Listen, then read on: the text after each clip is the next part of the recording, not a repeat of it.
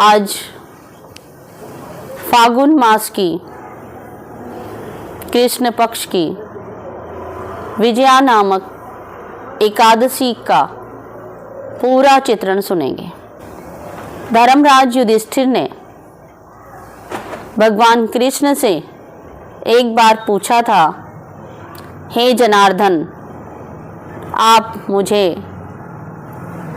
फागुन मास के कृष्ण पक्ष की एकादशी का नाम और उसकी विधि बतलाएं।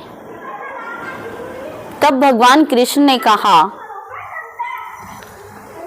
कि हे युधिष्ठिर, फागुन मास के कृष्ण पक्ष की एकादशी का नाम विजया एकादशी है और इसका विधान है कि आप विष्णु भगवान की आराधना करें, उन्हीं की प्रतिमा रख करके पूजा पाठ करें। और इस एकादशी का प्रभाव ये है कि इसके करने से विजय की प्राप्ति होती है। कहीं भी कोई युद्ध चल रहा है, प्रतिद्वंदी से आपको विजय प्राप्त होगी। इस एकादशी की कथा सुनने से भी और इस एकादशी के व्रत करने से भी। और मुख्य इसका यही है कि इससे मोक्ष की प्राप्ति तो होती ही है और साथ में समस्त पापों का विनाश होता है। वर्तमान के किए पाप और पूर्व समय के हुए पापों का क्षय इस व्रत के करने से होता है। और इस व्रत के बारे में एक बार नारद जी ने भी अपने जगत पिता ब्रह्मा जी से भी पूछा था कि हे पिताश्री, मुझे फागुन मास के शुक्ल पक्ष की एकादशी के बारे में बताएं। तब ब्रह्मा जी ने भी यही कहा था कि पुत्र, इस एकादशी के व्रत से सर्वत्र विजय की प्राप्ति होती है। इसका मुख्य माहात्म्य यही है कि एक बार त्रेता युग में जब श्री राम जी को वनवास की प्राप्ति हुई और धीरे धीरे वो पंचवटी में जाकर के पर्णकुटी बना करके रहना प्रारंभ किया, तो वहीं से माता सीता का हरण हुआ। सीता की खोज में भगवान राम और लक्ष्मण जी चल दिए। जटायु से मिलन हुआ, फिर आगे बढ़ते हैं, सुग्रीव से मित्रता हुई, बाली का वध किया, हनुमान जी से मुलाकात हुई और हनुमान जी माता सीता का पता लगा करके आए। जब माता सीता का पता लगने के बाद समुद्र लांघकर लंका तक पहुंचना था, तो इसके लिए भगवान राम विचार कर ही रहे थे कि किस प्रकार से हम समुद्र को लांघकर लंका में प्रवेश करें। तब लक्ष्मण जी से बातचीत करते हुए श्री लक्ष्मण जी ने बताया कि यहां से आधा योजन की दूरी पर, थोड़ी सी दूरी पर बकदालभ नाम के एक मुनि रहते हैं। उन्होंने कई ब्रह्मा को देखा है, कई कल्पांतों को उन्होंने देखा है। उनके पास जाकर इसके बारे में पता किया जाए। तब भगवान राम और लक्ष्मण जी वकदालभ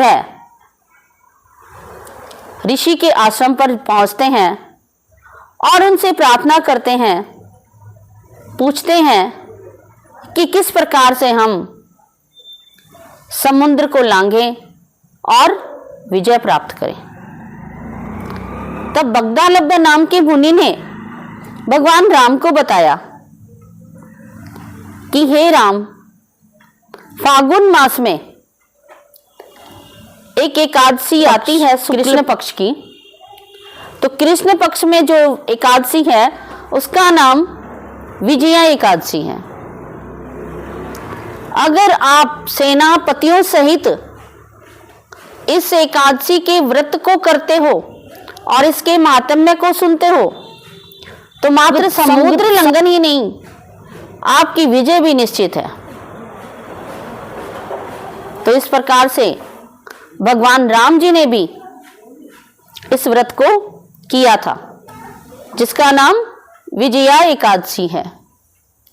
और इस व्रत को करके और इसकी विधि भी बताई। भगवान राम ने इस व्रत को करके विजय प्राप्त की। और इसकी विधि इस प्रकार से है कि दशमी के दिन ही एक कलश मंगवाएं। वो कलश स्वर्ण का हो, चांदी का हो, तांबे का हो या मिट्टी का हो, और उस कलश को जल से भरें। उसके ऊपर 5 पल्लव रखें, 5 पत्ते कोई भी रख सकते हैं आप।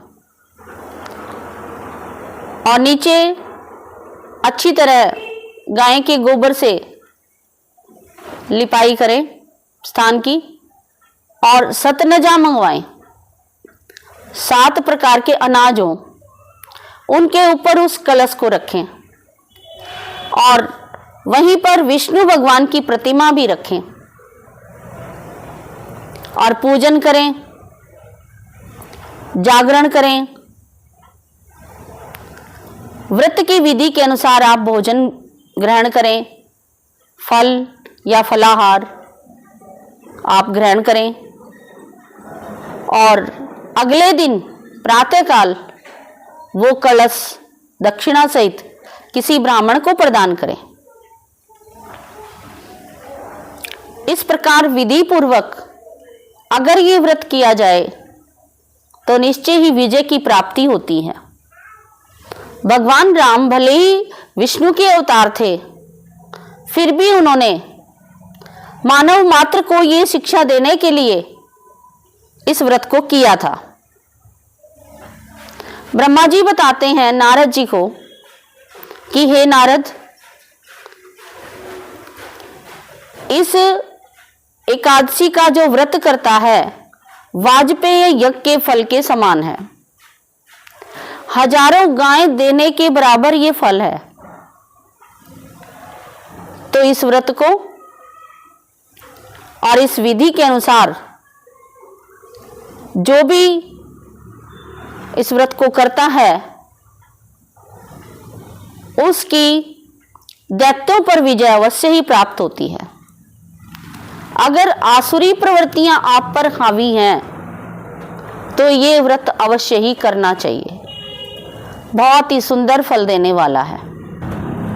तो ये व्रत फागुन मास के कृष्ण पक्ष में विजया एकादशी के नाम से किया जाता है।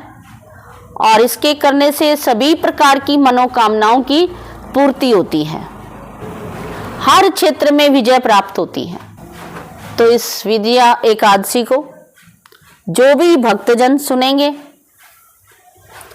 सुनाएंगे और व्रत को करेंगे, इसके महात्म्य को भी सुनेंगे, तो भी मन इच्छित फल की प्राप्ति आप सभी को अवश्य होगी। और आप सबने भी बड़े ध्यान से सुना। भगवान आपकी मनोकामनाओं को पूर्ण करे। तो ये था Vijaya Ekadashi. Please subscribe, like and share.